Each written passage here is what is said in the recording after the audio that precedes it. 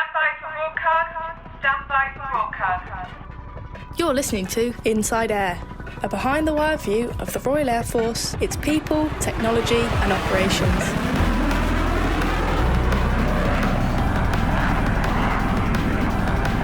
Hello, I'm Squadron Leader Peter Lisney, and in this episode, Formula One driver George Russell goes supersonic in a Typhoon. So my plan is we'll go down to low level over the sea, we'll slow right down to kind of 180 knots or so, and we'll put the reheat in, then you'll feel the acceleration. Holy, that is fast. If you're happy, that's our straight and level. Yep. You have control.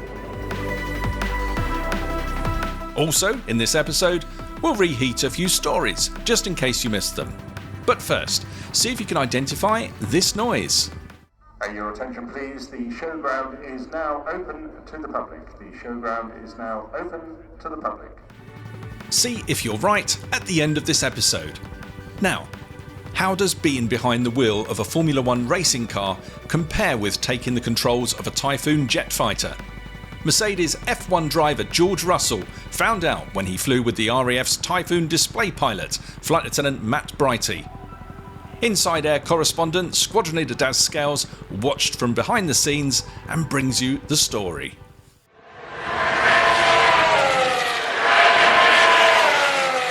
I do love a bit of Formula One.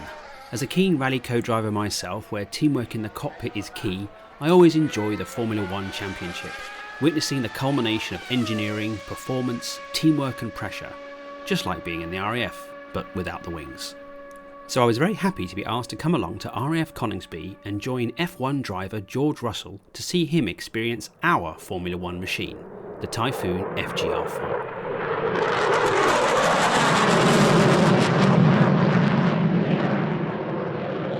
The RAF has invited George, Mercedes and Sky Sports to produce a short featurette as part of the F1 Silverstone race in July.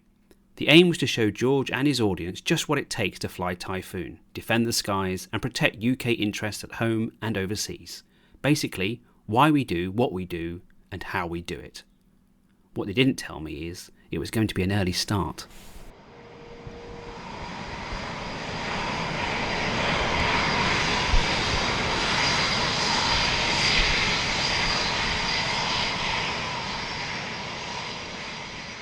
So we're now in the 29 Squadron T-Bar. The film crew is here, so Sky Sports, we have representatives from AMG Mercedes, we have our media communications officer and a host of RAF personnel on standby to assist. So although the flights aren't happening until this afternoon, we're all here already at 0700 local this morning. There's an enormous amount of prep work here. Flying in a Typhoon is no easy trick, particularly if you've never done it before. And although George is going to be a passenger in the aircraft, we known as a PAX flight, there's an enormous amount of prep that goes into that as well. George is going to be arriving here around about 8:30 local time, but he is going to have to undertake quite a few tests and checks before he even gets to the aeroplane, and we're going to be following him today as he experiences that before he even gets to sit inside the jet. So we've now moved to the main Typhoon hangar, which is huge. Frankly, I can see must be at least 8 or 9 Typhoons all parked up, but 2 of them in particular have been lined up especially for today's event. One of them being the display Typhoon in its Union flag regalia, looking exceptional. And it took some time yesterday just to figure out exactly where we were going to put the aircraft. The plan is to have the AMG Mercedes F1 car between 2 of the Typhoons for a photo op and some interviews. It's going to look amazing, but yesterday took a fair while just to figure out exactly where they were going to go, how we're going to make it look as good as we could, take into account all the lighting, but also to make sure that the station again can continue to function as it needs to. The operational output does not change simply just because an F1 driver is arriving. Everything here is ops normal at RAF Coningsby. George Russell's Formula One car has just arrived. Contrary to popular belief, it didn't just drive in. It's arrived in a very inconspicuous trailer, very slowly. It took about 2 hours yesterday of planning just to figure out where we're going to put the car, because they don't want to move it once it's put into position. Very similar to a Typhoon. Everything with Typhoons aren't just parked anywhere. They're always put in specific locations to primarily for flight safety, but also to ensure that repairs can be undertaken and stuff like that. So another similarity between the two. And next to it is a Typhoon engine, and it's just interesting to see just how massive the Typhoon engine is. It's almost as long as the Formula One car itself, and has a little bit more thrust. And there are two of those, of course, on the Typhoon, the Eurojet engine. The Formula One car is it's very smooth looking, sort of a matte black, not shiny, not really. The steering wheel has a whole host of controls on it. A few more in the Typhoon. Definitely a high workload for the Formula One driver, no doubt. And again, not too dissimilar to a Typhoon pilot who has an extremely high workload as well. So we are 20 minutes into the working day here at RAF Coningsby, and already we've been pushed back by 1 hour. So George's team has been pushed back themselves from their location by 1 hour. So that's already moved everything to the right by 60 minutes. Now, that might not seem like a particularly big deal, but when you think about just how many things that have to take place before we even get into the jet, all those different areas on the station that are here to support Typhoon need to be notified, and we'll have to adjust their plans accordingly. That's everything from equipping George with all his essential survival equipment, helmet, flight suit, to undergoing the medical and making sure that he's fit to fly, as well as all the pre-flight briefings. And of course we need to make sure that the aircraft maintain their serviceability, to make sure that they can fly. And of course that will also impact on all the other things on the station as well today. RAF Coningsby is an operational flying station. It's got the quick reaction alert. It's also got 29 Squadron, which we're here today, who undertakes all the training for our future fast jet pilots. And so of course if we've delayed everything by 1 hour, the aircraft needs to take off an hour later, which also means that can affect the movements on the ground. But in fact, it can affect other things as well, because during the sortie, the actual flight itself, the Typhoon display pilot will be taking George on a tour around the UK, which might sound nice, but actually they're going to be undertaking quite a few operationally focused activities, from air-to-air refuelling to low-level flying, and even some air combat manoeuvring. And all that needs to be planned. All that has to take place at certain locations around the UK, and if everything's been pushed to the right by 1 hour, then of course all those areas need to be notified as well. So just by pushing back by 60 minutes, with 20 minutes into the day, we can already see that the tension's brewing a little bit here. Everyone is professionally calm, but naturally apprehensive to ensure that we can still achieve our mission objective today. With a bit of time on my hands, I decided to see how the planning was coming along and spoke with Flight Lieutenant Lam, the Typhoon display team manager and lead planner for today's event. So I understand that George is delayed by 1 hour. So how does that affect all of the plans? So we've had to readjust everything slightly. It happens all the time, so we're pretty sure that everything was going to slip right. So we'll have to get in touch with other facilitators such as the tanking team and the airspace coordinators, just to make sure that if we do have to move everything across, that they are still available for us. If not, it will be Flight Lieutenant Matt Brighty that's going to have to readjust his planning to making sure that we can still facilitate the sortie as we want to. That sounds like quite a difficult task. Not particularly, no. We do this sort of thing all the time. We were aware that there could have been a slip, so we have prepared ourselves for that. And I guess that everything else on the station still has to function around this visit. I mean, we've got this wonderful day with George, but RF life carries on, I guess. Yeah, absolutely. So we've got hard timings for things like the medical centre because they've still got their normal medical appointments. We can give them a heads up that he's running slightly above the times we expected, but we'll get there. Everybody will make this happen. As well as this visit today, I've noticed that there's lots of mechanics still fixing jets and planes are still flying. And yeah, absolutely. Yeah, everybody will still be doing their day-to-day job. Obviously, with having the car here in the hangar, people will want to come and have a look, but absolutely normal ops, people will be carrying on doing their normal functions, getting a sneak peek here and there. George is flying with the display pilot. What sort of things are they going to be up to? So it's Flight Lieutenant Matt Brighty for the 2023 season. In his sortie that he's going to be doing today, hopefully a performance takeoff, and then he'll be going over to do some air-to-air refuelling, a bit of combat manoeuvring, maybe some low level, and then he'll be heading back here as well. So all in a normal flight then? Yeah, normal sort of Q currency sortie, so daily running for him really, his office. So we've just been told that George Russell is about 10 minutes out. Well, actually it's 9 minutes 40 seconds, and everything is starting to heat up now. We're in the main hangar. The F1 car is in position, the Typhoons are in position, camera crews are in position, everybody's in position, and we have a whole half a squadron of technicians and mechanics, avionics specialists, weapons armourers, all here waiting to meet and greet George when he arrives. There's a nice buzz here now, although we're slightly past our original deadline. Everything has been realigned and we're good to go. Yeah, it's just in the middle. I don't know. I'll go on your left side first. So George has arrived and he's now in kitting. I've never seen quite so many people in one small kitting space, but he's just tried on his helmet and it's been sized. That's really important that the size is absolutely spot on. The weight of that helmet is going to increase by 7 times once he's flying in the back of the Typhoon, so it's absolutely critical that that helmet fits appropriately and he's able to still do what he needs to do in the back of the aircraft.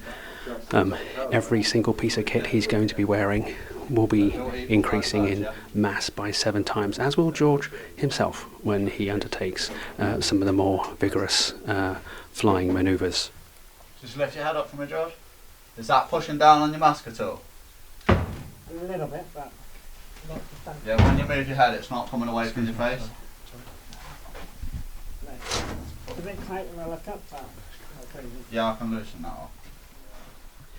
So George has just completed his safety equipment fitting, and he's just chatting with the Typhoon display pilot, comparing notes about the snugness of the outfits. But one of the things that was really interesting was that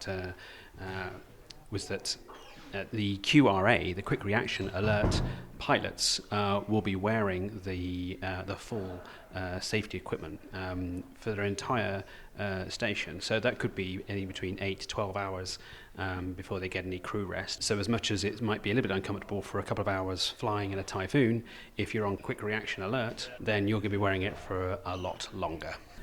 So George is now heading off to have his fast jet flight medical, just to make sure that he is fit to fly. And whilst that would be assumed, being a Formula One driver, we have to check everybody who flies in fast jet on a PAX flight, when they're a passenger in the back of the Typhoon, has to be medically suitable. We don't want anything to happen while they're flying. Of course, if something was to happen while they were flying, if it was to be sick or something like that, then the aircraft would just return back home and fly nice and smooth. But that's not the aim of today. The aim is to show George the operational capability of Typhoon and how it defends our skies. And in order to do that, then he needs to be fast jet fit. What was interesting earlier, we were chatting with the Mercedes team, and they're explaining about how the car works and what the stress is on the driver.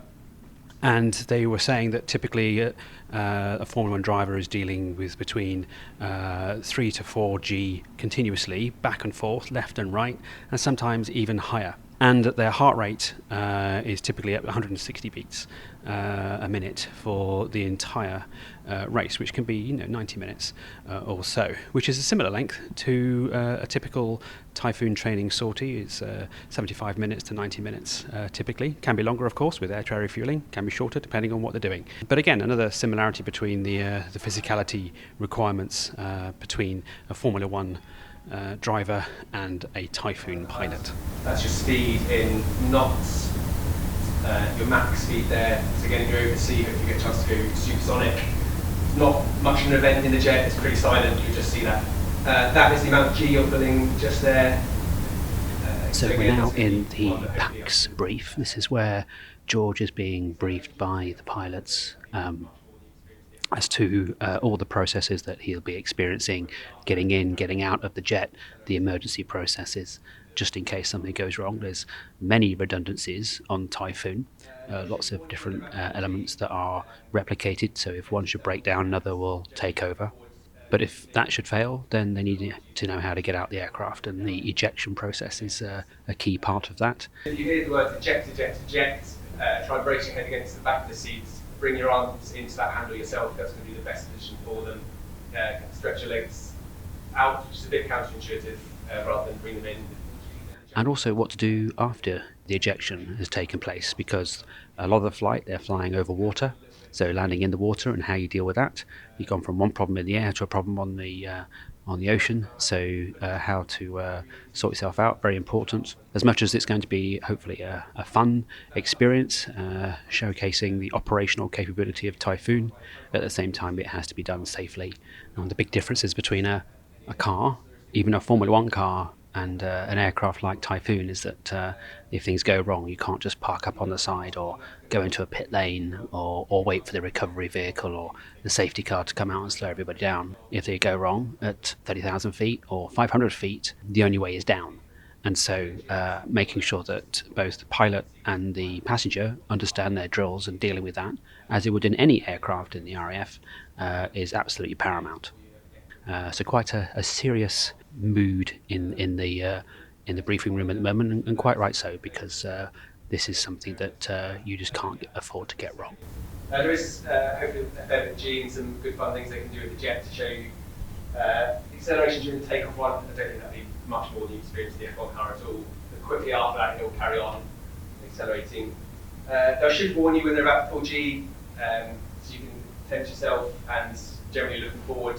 Key thing, as a bit more G, then the jacket starts to inflate, and extra pressure breathing comes through the mask as well to help keep your lungs inflated. So it can feel a little bit strange and forced. If you are going to have to vomit, you do need to take it off and try and turn the microphone off as well.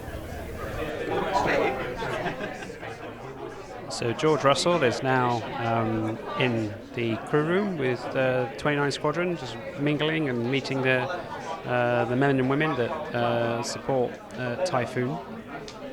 Just chatting Formula One, exchanging notes with engineering chat, driving chat, flying chat, and having a good cup of tea at the same time. And George is definitely in the zone here, enjoying himself, mingling with the team, and they're all on the same level here. The questions are quite technical on both sides of the house here, both with regards to flying as well as the Formula One side of business.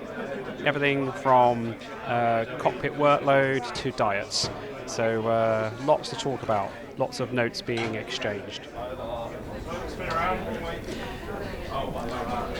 So George is now touring a Typhoon on the ground with one of our engineers, and she is showing him around the core components of Typhoon, starting at the pointy end, the radar and the capabilities of the radar, but also all the extra sensors, flight sensors, just to keep the aircraft airborne and in the right direction, flying at right speed, as well as the sort of tactical elements and defensive elements required for it to be able to operate in its primary role. I'm Sergeant Polly McKinley. Hi there, I'm Sergeant John Paul Kibble. I'm Sergeant Katie Rowe.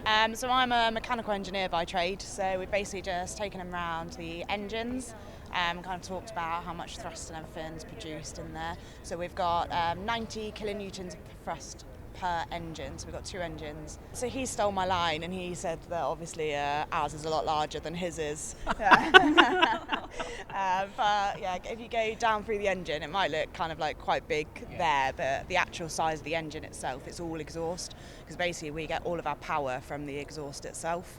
So the pilot's got in the cockpit his throttles. We can go into a dry range and a wet range. So we go into reheat. It will talk to all the avionics boxes.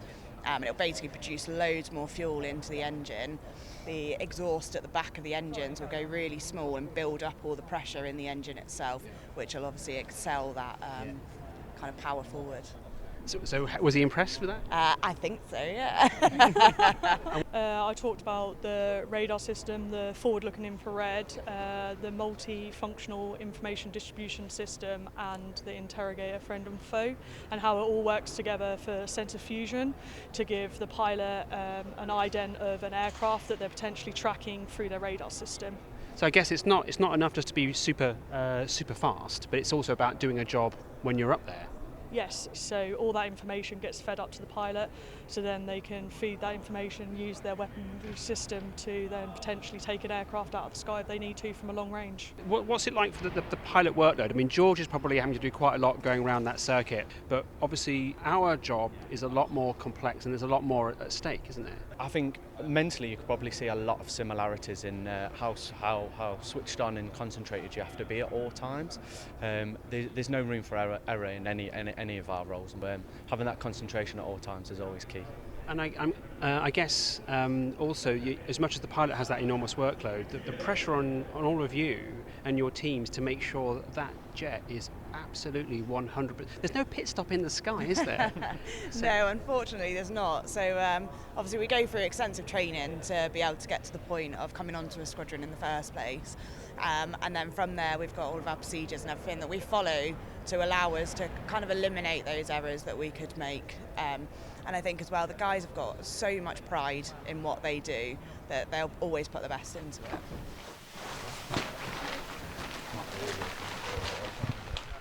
So George is now putting on the flight safety equipment, flying suit, jacket, G trousers, his other safety equipment ready for his flight. It's really crucial that every part of his outfit works and is appropriately sized.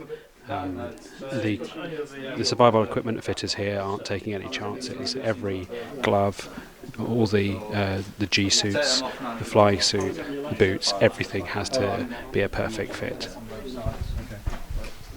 With just a few minutes before George would embark on his flight, I briefly caught up with his pilot for the day, Typhoon display pilot Flight Lieutenant Matt Brighty, to see what they would be getting up to. So we're going to do a performance takeoff out to tow line 8 to meet a tanker, hopefully take on some fuel, and then go up to the northern end of the danger areas to do some intercept training, potentially some combat, and then do some low-level south through Yorkshire and to recover back to Coningsby with a pairs approach.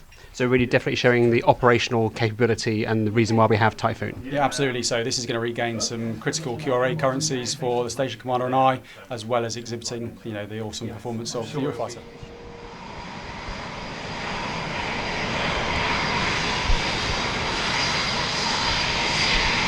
So George has now just climbed into the rear seat of the two-seat Typhoon. The display pilot is now in the front, and there's a selection of technicians, ground crew. The ground crew are assisting George, securing him to the aircraft. You can hear the engines, the auxiliary power units are already on. As it is, so it's already very noisy out here and certainly windy. It'll still be a while before the aircraft actually takes off, but this is it now.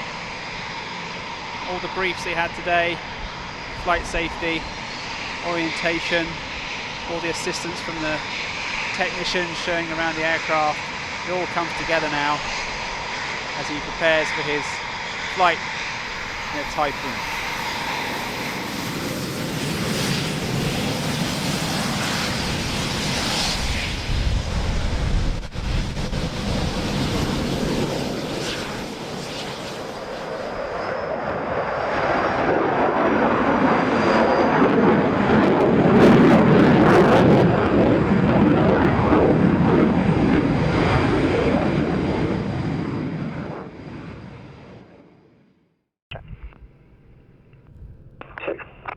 Triple X, stop. Gonna get noisy now, my friend. Cool. Have you done any flying before yourself? No, I haven't. I mean, I've once on a PC-12. Okay. I just had control, but that was the extent of it. Cool. You see, kind of talk to you about what to look for in the heads-up display with the green writing and what you're going to see with the aircraft symbol. Cool. So my plan is, once we've tanked and we've gone up to the airspace, is just to let you do as much flying as you want to. Okay. If at any point, other than critical stages of flight, i.e. takeoff, landing, tanking, if you're feeling unwell, I think the best thing to do is to let you fly the aircraft. Okay. Obviously, you're coming to this much better place than anyone else in terms of, familiarity with being sort of cramped, claustrophobic spaces and stuff. So hopefully you'll be fine. But just let me know and I'll let you fly her. Yeah, appreciate it. Thank you. How's the Triple X taxi work? West Ground, good afternoon. Triple X 11 flight of 2, request taxi from the main, information. Triple X 11 flight, confirm you have information code Alpha copied. Apologies, Alpha copied, Triple X. Here we go. I'm going to shortly start the pre-takeoff checks and stuff, so there'll be a couple of bits just to follow me through with. Okay. So I'll let you know. Cool, brakes good, instruments you've got 997 set. Fuel, blues and whites on stage 1 for the time being. Pins, right, I've definitely got 2 stowed in the back. Just confirm for me you've got the 1 red pin stowed to the right hand side. I think Turbo did that with you. Yes, on a seat, yeah. Sweet, lovely. So hopefully they talk you through the performance takeoff. So it's pretty awesome. So we'll go from standing start to airborne in about 1,500 feet. Okay. So it's going to be some decent acceleration, not on par with what you're used to, but we'll be about 130 knots by the cable, and then we'll rotate kind of 70-80 nose up. Okay. Enjoy. Certainly will. Ground Triple X ready for departure details.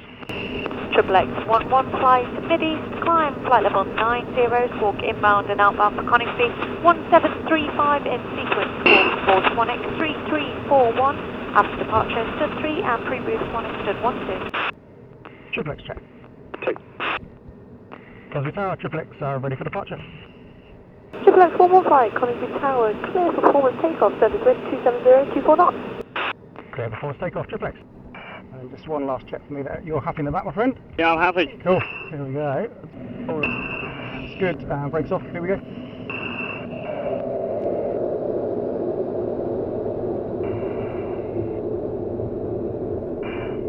Sub 5, let's rotate. Gear travels.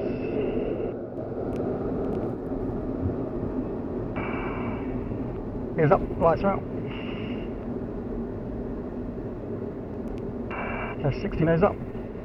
330 knots, 70 nose up. There's 80 nose up, 3,000 feet. 200 knots. It's going to start to roll off a little bit there now. Triple X 1, airborne to stop. Holy moly. Yeah, just a little bit of cloud here. It's got to capture 9,000 feet in the climb. Triple X 11 flight, the tanker bed 08039 miles, tracking east at flight level 160, Titan 49, squawking 3340. Triple X. With the performance takeoff complete, the next task was air-to-air refueling. Triple X 11 flight, on completion of tanking, climb 1,000 feet above and remain near the tanker until identified by sonic mode on this frequency. Post-tanking, climb 1,000 feet and recontact you this frequency, Triple X. Triple X 11, that's copied and report visual with the tanker. Okay, Triple X. Sweet, so yeah, we got up to 15,000 feet. The tanker will probably be at 16,000, so we're drawing 1,000 feet below. Okay. And then, we'll hopefully get some fuel from him, albeit we're just slightly behind the timeline. But you can always make that up. How are you feeling, okay? Yeah, feeling good, feeling good. Sweet. So you see on the map, that's just us coasting out. And then pretty much immediately due south of us by 20 miles, you've got Hunstanton. Okay. And then south down to Kings Lynn. That's Triple X level flight level 150. Right. Of course, the first thing is to see the tanker. Having a second pair of eyes in the cockpit is always useful, especially if they're Formula 1. Yeah, I see them in the mirror. Yeah, just on our right hand side. Maximum 1 flight, there's traffic, 12 o'clock, 10 miles, tracking south in the block flight level 100 to 130. It's a KT-135 and 1 down from jet. Triple X radar contact, visual. just coming out the right-hand side in 20-30 seconds or so, you can see another tanker with a load of F-15s behind him. Okay. You've got to look right 1 o'clock shortly. Yeah, the tanker's off to our left-hand side. Got him on the radar. Eventually, I'm just going to maintain this kind of whip from him, and then we'll start a gentle left-hand turn round to saddle up behind him, hopefully. Triple X visual with Tartan 49. Thanks, 115, roger. Squawk, stand by, continue boom frequency 343.65. Stand by 343.65, Triple X. Essentially, we join up on the left-hand side, and then we'll move across the right-hand wing, essentially tank, and then we'll move off from the right-hand side. Tower 49 is rolling out, heading 110. Triple X, Bobby, do you have any give today, fellas? We do, we've got about 4.2 tons spare, so we can give you 2 each if you like. Yeah, I think we'll settle for that, yeah, thank you. Whereabouts are we then at the moment? So we are, I don't know if you can see on the map, at the base of the map, can you see there's like a green outline? Yep. That's Norwich Airport. Okay, yep. So we are what? About 50 miles off the coast, away from Norwich at the moment. Okay. Out over the North Sea. Essentially, we're going to be over the sea for the majority of the sortie until we come back inland to Yorkshire for the low level portion. Yeah, he's doing about 280 knots, we're doing 350. Okay. So would they just circle for all day, or what's Yeah, pretty much, yeah, so they'll do about 5 hours airborne, I think, typically. Okay. And they'll have guys come to them in kind of, pairs or singletons, 4 ships throughout the day in half-an-hour brackets. Take some gas and then go back to their tasking, essentially. It was pretty surreal to be telling up to a plane like this. Yeah, it's cool. I never get bored of this. No. I do love tanking. It deserves respect, so to not get too clever around it and stuff, to make sure it's all safe, but it's great fun. Triple X echelon left. Triple X 1, clear to the right, Triple X 12, clear to the left. Clear to the right, Triple X 11. With the 2 Typhoons looking to refuel, the radio chatter gets a little busier. Triple X 12, clear to the left. Clear to the left, Triple X 12. Triple X 11 to stand the right. Triple X 11, clear contact right. Clear contact right, Triple X 11. Triple X 12 to stand the left. Triple X 12, clear contact left. Clear contact left, Triple X 12. After extending the in-flight refueling probe, Matt has to connect his aircraft to the tanker's basket. No mean feat, especially when you have a special guest passenger. But air-to-air refueling is just part of the job. Well, that's a relief. If I'd have missed, I'd have been really embarrassed. Yeah, we were lucky. It was nice, stable conditions today. Sometimes you turn up and there's a lot of clear air turbulence, and the basket's jumping all over the place, and it makes tanking a bit more stressful. Add to that night, poor weather can get the old ticker going. Triple X 11, disconnect. Disconnect, Triple X 11. Sweet, so that's us. Cool. Our offload essentially, so I'm just going to back out.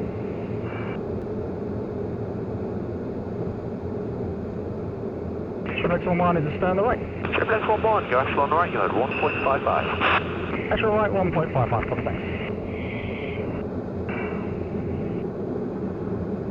Triple X 2 is complete on the left. Triple X 2, disconnect. Disconnect, Triple X 2. Triple X 1, echelon right. Maintain. Maintain Triple X 1. Triple X 2 is astern the left. Triple X 2, go echelon right, you had 1.65. Echelon right, 1.65, Triple X 2. I can see some fighter jets down the bottom. Oh, can you? I was at the other formations. I don't know if you can see on your map, but just as I turn right, there's some orange lines. Essentially, that's the airspace complex that we're going to use. Okay. We're just going to, what we'll do is, now we've got loads of gas, we'll go a bit faster up there. We go supersonic, which I didn't think we were necessarily going to have the gas to do. That's 0.95, so very close to the speed of sound. We're doing about 580 knots ground speed at the moment. Wow. I mean, once you've accelerated, you can't really tell much different, can you? No. So my plan is we'll go down to low level over the sea. We'll slow right down to kind of 180 knots or so, and we'll put the reheat in. Then you'll feel the acceleration. Now, again, I know it's not going to be a patch on what you're used to, but you'll just feel the jet keep running and running and running. Yeah. And we'll go up to like 550 knots, then we're going to start a nice steep climb. Yep. With the tanking complete, it was time to let George have a go at flying Typhoon. What I'm thinking is, George, once I roll us out on this heading, clear of this cloud, I'll let you have a bit of hands-on if you're comfortable. Yeah, absolutely. If you're happy, that's our straight and level. Yep. You have control. Yeah, it's, you feel the change quite quick.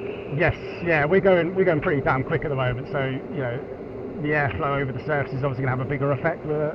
Yeah, maybe I should start with a lower speed. Yeah, that's all right. No, so as long as we're just going in a straight line, so can't go too far wrong.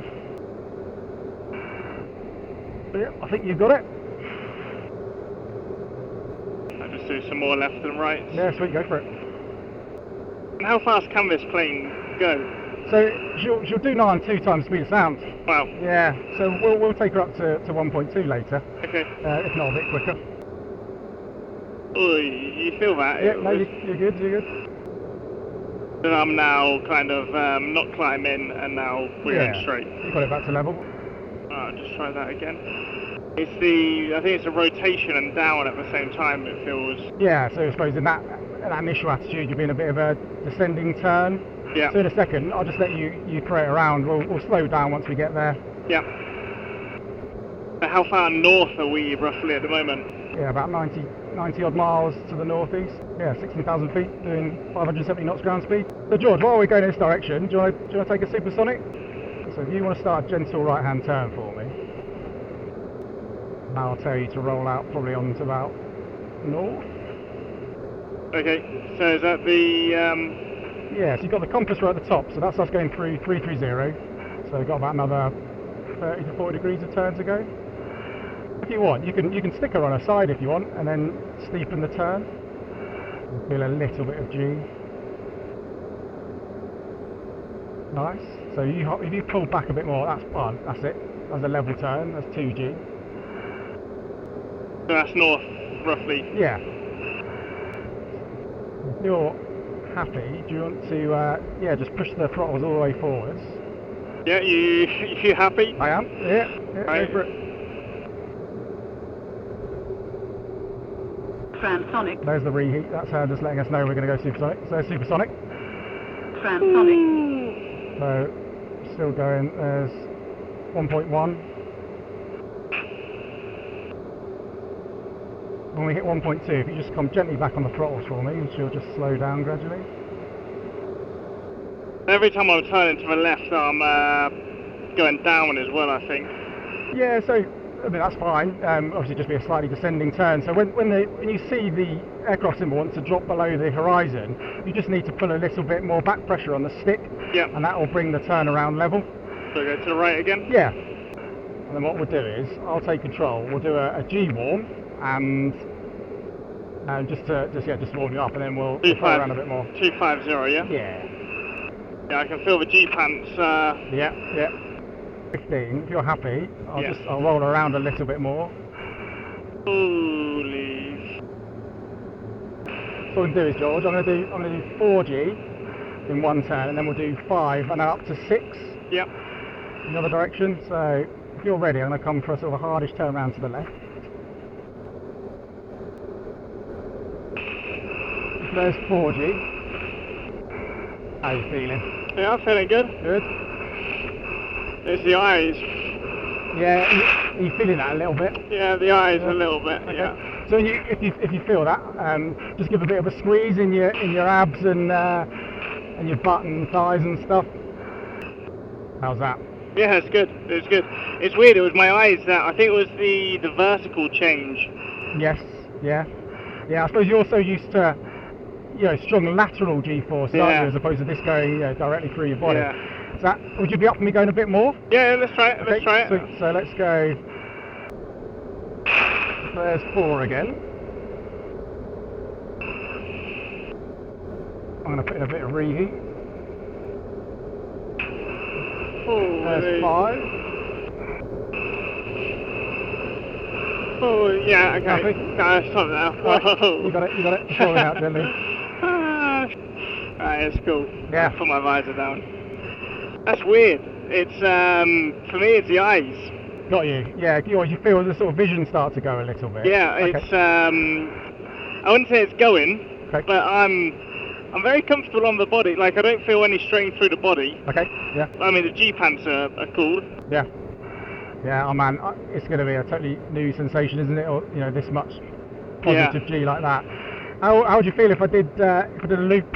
Yeah. So it's not a terrible amount of G. You'll probably get up to about 4. Yeah, okay. So I'll take us down to 5,000 feet or so. Up for a loop? Yeah, let's do it. Oh, so I'll take it down to 10,000 feet. A little bit of G coming on in the turn. So yeah, this is going to be about 4G. Okay. And then if you're after that, what we'll do after that is the acceleration run. Yeah, okay. So... Will this feeling be similar to the other one, or...? Yes. Yeah, I'd say so. But only about 4G. Okay. So if you look back over your head shortly, you obviously start to see the ground again. So that's us coming back through the horizon. There's the sea. And the G's going to start to come back on now gently. How's that?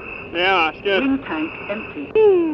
Sweet. Right, I'm going to take her down and we'll go an acceleration run. Awesome. That's just the air brake coming out a little bit.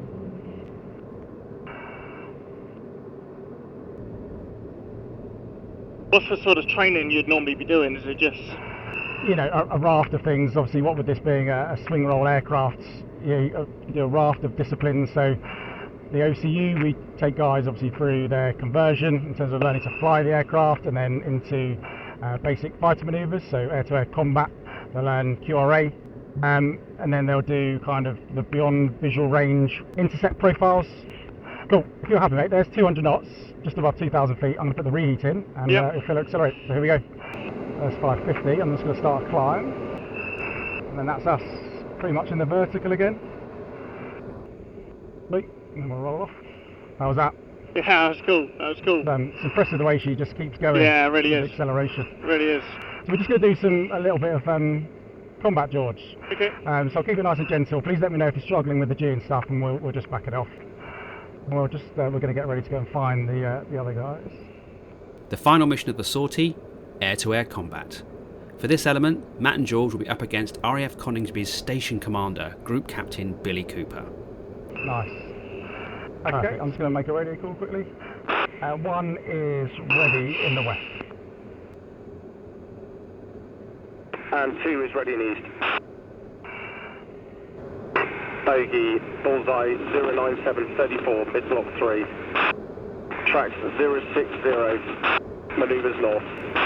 This is essential training, not just for the pilots, but also the air battle space managers located in bunkers deep underground across the UK.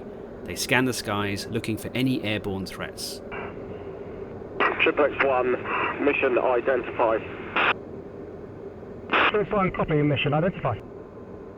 I do XXX picture. Picture, single group, bogey aircraft, 08932, 35,000, tracks west. Once identified, they will guide the QRA, Quick Reaction Alert, Typhoons to intercept, and if necessary, assist with engaging the target. Always informing the pilots of the airspace situation. Magic, Sage Group, bullseye 09821, 35,000, ID. XXX-1 copies mission ID. So yeah, this is us simulating that we've been tasked to go and have a look at someone, and then just to ascertain whether they're a friendly or a hostile. Okay.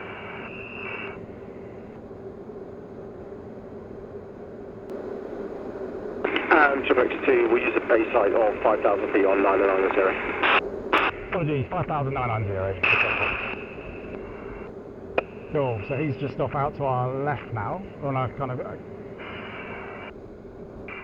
So it's 1 Cali. 2 Cali. Wait, so we've seen each other.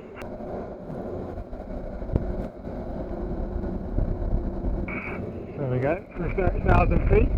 Still got him, up above us. I see him. Yeah, so what we're going to do is we're going to re-merge and it's going to keep sort of going down the hill really. Holy f***. That is fast. Happy with the G? Yeah, I'm okay. Cool. It's 15 for 5,000.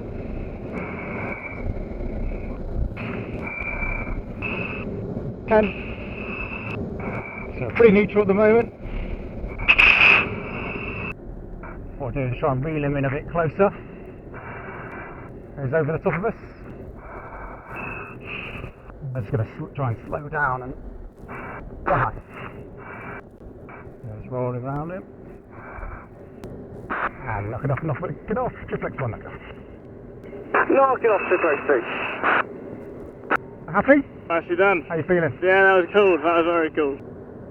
Yeah, it's very challenging to do the job and look where the other is at the same time, I guess, isn't it?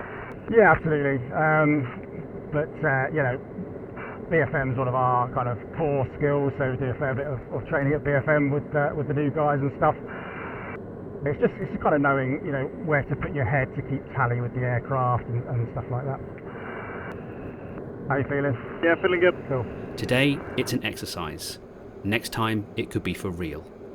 Which is why they're always watching 24/7, 365.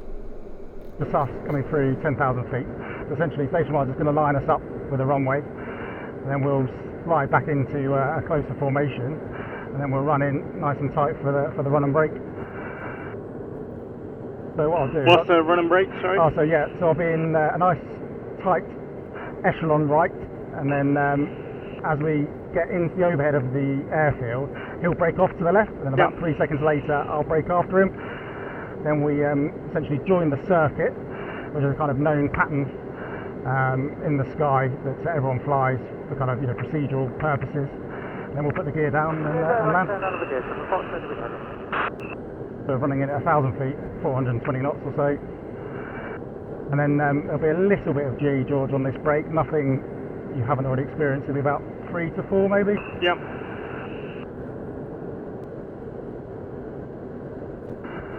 Sweet, there they go. Here we go.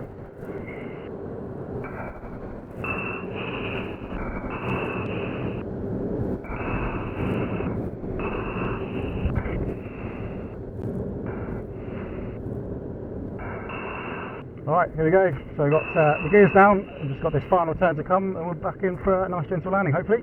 Nice one.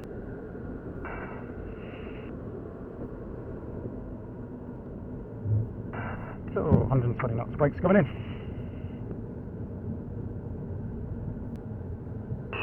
Thank you very much for that. No worries, pleasure. Yeah, pleasure for me. I've looked forward to doing a passenger trip for so long, you know, to share the pleasure of the aircraft with people. It's an honour to do it with you, my friend. So yeah, thanks for coming along. Thanks for coming along to the station. Full stop. It's been a big event for us. Experience, if that's okay. So you've had quite a day today. How would you? What have you learned about the Air Force, or what have you seen, and how does it compare to Formula One? Do you think? I mean, firstly, huge respect for what everybody here does. I think, you know, the forces that you're going through when you're in the cockpit, but also when you're in combat and trying to look for the other aircraft at the same time, holding those skills, not only undergoing the forces but also having to take control of the situation is hugely impressive. And what about the experience compared to Formula One in the jet today? I mean, it is uncomparable, really. Yeah, it was good. It was good. Yeah, I mean, obviously, to be honest, there are a lot of similarities because you're operating, you know, machines that are at the highest pinnacle and absolute beasts and top of the game, absolutely. But you felt safe and so in control. You know, when I had the controller moving it, you know, I felt safe doing so, and it's the same when you're behind the wheel of an F1 car. Did you get to have a fly yourself? Yeah, I did. How was that? I wasn't expecting to do it, but that was a real experience. Didn't quite have the confidence that the other. Oh, I handled so smoothly. I did feel totally in control, and probably if I jumped in again now, I'd have a lot more faith to be aggressive with it. But that was the thing, it was, you know, building up, because when you are aggressive with it, so comes the G-force. So dealing with the two things at once is challenging. But that's why I said, and having to fight, I guess, when you're and having to fight as well, and the mental capacity you need. So yeah, huge respect to all of the guys. How would you compare the cockpit workload in the two platforms? Yeah, I'd say very similar. I think the same way it is for us, where it's it feels kind of second nature now in the race car. I'm sure it's the same for them. But for me there, you know, there's so much going on, just trying to control the thing, look where you're going, managing the angle of the aircraft. Also, the thing I struggled with is when I had control and I was going through a turn, I was always losing altitude. I was either gaining or losing altitude. You don't want to do that. No, exactly. So it just took a bit of time, but yeah, awesome experience. Are you happy to come back again, of course? Oh, 100%, anytime. Excellent. Thank you very much. Cheers.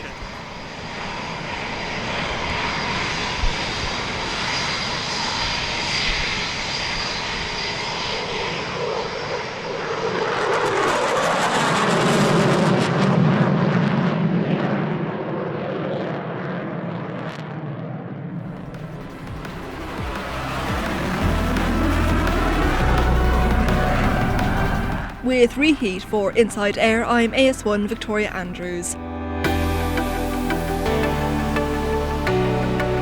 A P-8 Poseidon maritime patrol aircraft from RAF Lossiemouth-based 120 Squadron has deployed to Norway to conduct anti-surface warfare training with the Royal Norwegian Air Force. Exercise Tempest Strike was designed to strengthen bilateral working arrangements, but also tested Agile Combat Employment, or ACE as it's known, which tests readiness and resilience. Captain Whittaker and Flight Lieutenant Ailing describe employing ACE in Norway. Agile combat employment is about being manoeuvrable, it's about being flexible, it's about being able to respond to things quickly. So we're working towards an ultimate end goal in which we can deploy anywhere across the world at short notice with minimal equipment, refuel, rearm, and then again pack up, recover, move to a new location. A Royal Air Force Bryce Norton A400M Atlas aircraft has carried out the longest ever flight by this aircraft type as part of the RAF deployment for Exercise Mobility Guardian 23 to the Western Pacific. The Atlas flew non-stop for 22 hours, being refueled over the Atlantic, again over Alaska, and a third time over the Pacific Ocean before arriving in Guam. During the exercise, sorties will be flown from and to Japan. Activities like these by the RAF demonstrate the UK's commitment to the recently signed Hiroshima Accord between the UK and Japan. UK Space Command has successfully established the Joint Task Force Space Defence Commercial Operations Programme. Known as JCO for short, the UK cell will integrate with the JCO Global Initiative, which enhances global understanding and utilisation of data in support of space domain awareness. And finally, the RAF LGBTQ+ network has participated in Pride events in London. This was the 15th time the RAF has marched at the event, and did so alongside the MOD, Navy and Army. That's Reheat on Inside Air.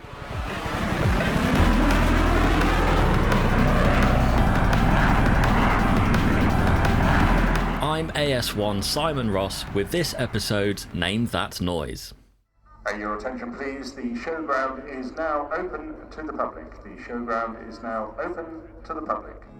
That was the sound of the Royal International Air Tattoo opening its gates to spectators. The Royal International Air Tattoo, or RIAT for short, is the world's largest military air show. Held annually every third week in July at RAF Fairford in Gloucestershire, the show attracts up to 200,000 spectators over the weekend.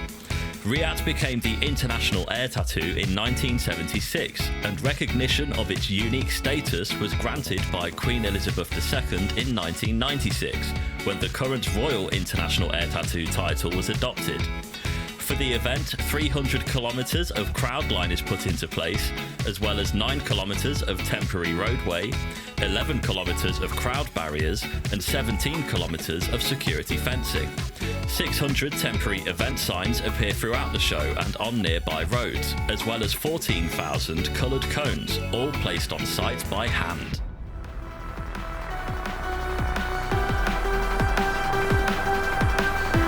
That's all for this episode of Inside Air. Please give us a review and subscribe on your favourite podcast app, and join us again soon. You've been listening to Inside Air, a behind-the-wire view of the Royal Air Force, its people, technology and operations. If you're serving in the RAF and have a story for us, please speak to your unit media and communications officer. Inside Air is written and produced for the Royal Air Force by RAF Media Reserves.